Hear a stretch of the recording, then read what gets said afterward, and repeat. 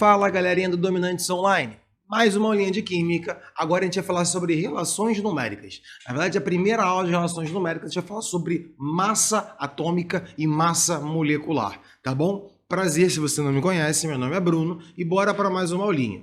Olha só, quando a gente fala de relações numéricas, a gente tem que entender o seguinte: todo o objetivo, todo o conjunto de aulas de relações numéricas, a gente vai trabalhar sobre a ideia de quantificação, né? Ou seja, a gente vai começar a relacionar massa de uma substância com quantidade dessa substância.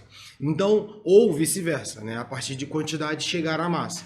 A gente primeiro começa na unidade microscópica. Então a gente consegue relacionar uma quantidade de uma substância com a massa microscópica e com a massa macroscópica. E já que a gente está falando de massas, a gente tem que entender que tem duas formas de expressar massa. A gente já conhece, até pelo sistema internacional, a gente usa gramas como massa macroscópica e os seus múltiplos e submúltiplos, né? O quilograma, a tonelada, um miligrama, né? E por aí vai, outras unidades que são múltiplos e submúltiplos da grama. Mas no caso de unidades microscópicas, a gente vai trabalhar o que a gente já foi apresentado na parte lá de estruturas e de modelos atômicos. Deixa eu pegar aqui a minha caneta aqui na cor branca. Pronto, olha só. A parte de unidades U. A gente vai trabalhar com essa unidade. Para trabalhar com essa unidade, eu preciso mostrar para vocês um padrão. Então vamos começar o seguinte. Quando a gente fala então de massa atômica, né, a massa do átomo, eu vou calcular em função dessa unidade. Que a gente já trabalhou, já entendeu que massa atômica tem relação com o que a gente chama de número de massa. Né? Para quem não lembra, o número de massa era o somatório de partículas nucleares dentro de um átomo. O número de prótons mais o número de nêutrons. A gente arredondava ou considerava que a massa de um próton e a massa de um nêutron são arredondadamente iguais, né? Arredondadas são iguais, e essas massas equivalem a uma unidade. Bom, qual é o padrão? Toda ou qualquer unidade de medida, seja macroscópica ou microscópica, tem um padrão, né? Qual o padrão de comparação? O padrão de comparação que a gente usa para falar de unidade não é o peso de um próton, não é o peso de um nêutron, é o peso de 1/12, ou seja, de pegar um átomo de carbono 12 e dividir ele por 12 partes. Né? Se tem carbono 12 por 12 partes, então cada peso vai ser, esse peso específico vai ser uma unidade, tá? É simplesmente um padrão, né? Os outros elementos pequenos eram instáveis para serem considerados como um padrão. Então nessa hora eu peguei o carbono, que é um elemento pequeno, em abundância, e consegui tornar esse padrão. Tá, Bruno, mas isso é uma unidade de medida de massa, não é? Eu posso dizer o quanto isso vale em gramas? Sim, hoje em dia a gente já sabe qual é o valor. É um valor muito pequeno, a gente sabe. Então eu poderia converter o valor de um próton em um valor de massa em gramas? Sim. Eu poderia converter a massa de um átomo em gramas?Sim. Mas saiba que é algo muito pequeno. Tá aqui a conversão. Uma unidade equivale a 10 a menos 24, né? 1,66 vezes 10 a 24 gramas, tá? Só para você ter noção dessa diferença. A gente não converte o valor de unidades para grama. A gente até trabalha com uma conversão em quantidade de micro para macroscópica, mas não a conversão. A gente não pesa átomos em gramas, assim como a gente não pesa uma quantidade muito grande, né, em unidades. Tudo bem? Então, olha só. Preste atenção, porque agora eu vou trabalhar com você o conceito diferente, que é a massa atômica do elemento químico. Considerando que o elemento químico é o conjunto de átomos que tenham isótopos diferentes, ou seja, massas diferentes, há de convir que a massa de um átomo, por exemplo, o de cloro, que eu já vou colocar aqui que fica mais fácil, tem pesos diferentes, tem massas diferentes. Só que na hora que a gente utiliza um padrão para calcular, a gente faz o que a gente chama de uma média ponderada. E que seria essa média ponderada? A média ponderada é para falar a massa do elemento. Sabendo que ele tem isótopos e possibilidades e massas diferentes, fica difícil, quando eu analiso uma quantidade maior, determinar de qual isótopo eu estou falando. Então a gente considera o seguinte: é uma média ponderada em função das suas abundâncias, das suas porcentagens estáveis na crosta terrestre. Exemplo, o cloro, que tem número atômico 17, ele tem dois isótopos estáveis na Terra, o cloro 37 e o cloro 35. Qual o valor que a gente vai utilizar quando a gente for fazer contas com cloro? Se eu não sei de qual isótopo eu estou trabalhando, eu utilizo um valor mediano. Na verdade, uma média. Mediano não, uma média, só que a média é ponderada. Eu já sei quais são, aqui já foi dado, né? Quais são as suas abundâncias na Terra. Então, se eu pegar uma amostra com cloro, apenas 25% dessa amostra de átomos de cloro são do isótopo 37. E apenas 35%, apenas não, o resto, 75%, é do cloro 35.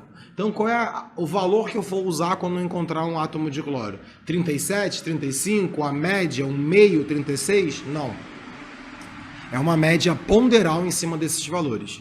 Então, massa atômica aqui vai ficar sendo a massa do isótopo 37 vezes a sua abundância, 25, mais a massa do isótopo 35 vezes a sua abundância, que é 75%. Se é porcento, eu vou botar logo tudo sobre porcentagem, 100.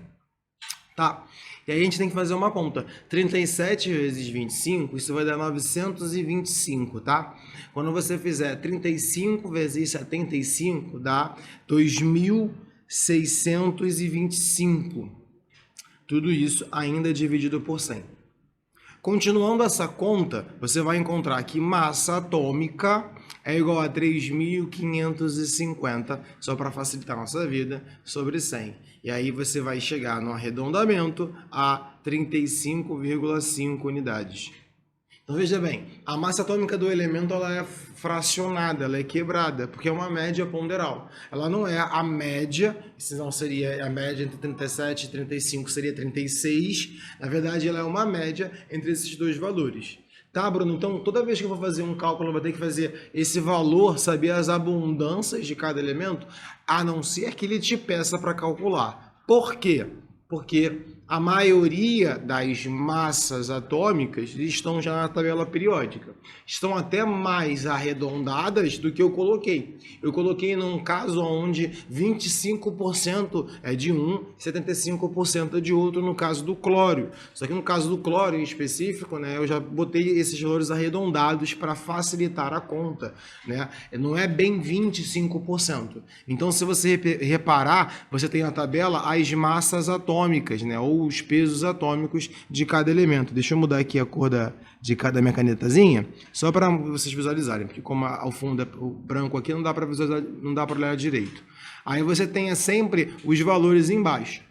Quando vocês vão prestar vestibulares, os valores dependem do vestibular.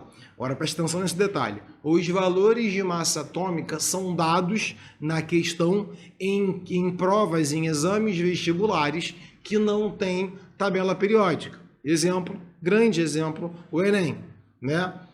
Agora, quando você trabalha em vestibulares que são fornecidas tabela periódica, né, outros vestibulares, aí ele não fala nada. Você tem que ir na tabela para verificar a informação. E geralmente a gente trabalha com tabelas arredondadas. Então aqui, você nunca vai ter um valor muito quebrado. Em si, no máximo, uma casa decimal para fazer a tua conta. Beleza?